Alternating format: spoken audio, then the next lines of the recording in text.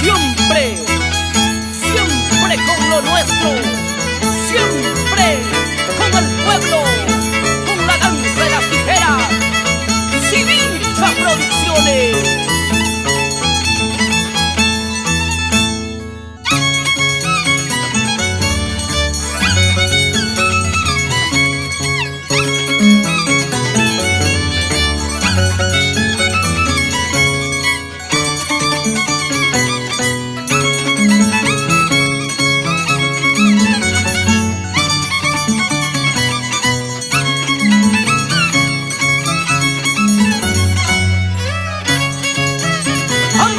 Vaya tu cachaica, muy quinto chico de Sondondo,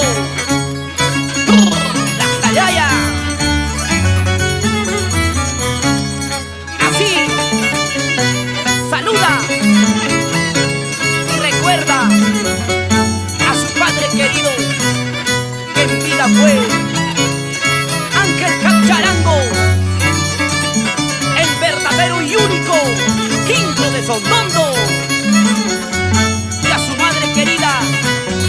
Flora Taipe, Alcanforcita de Guayana, que en paz descansen, siempre vivirán en el corazón del pueblo peruano y en todos los pueblos que ha llegado en vida.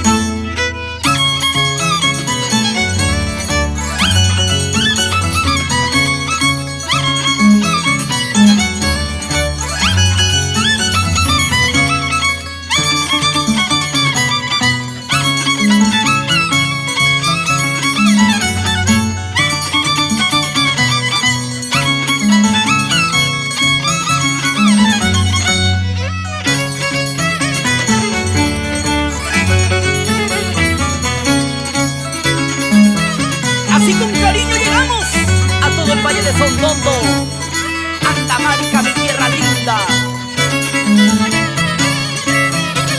Chipao, Bayobamba,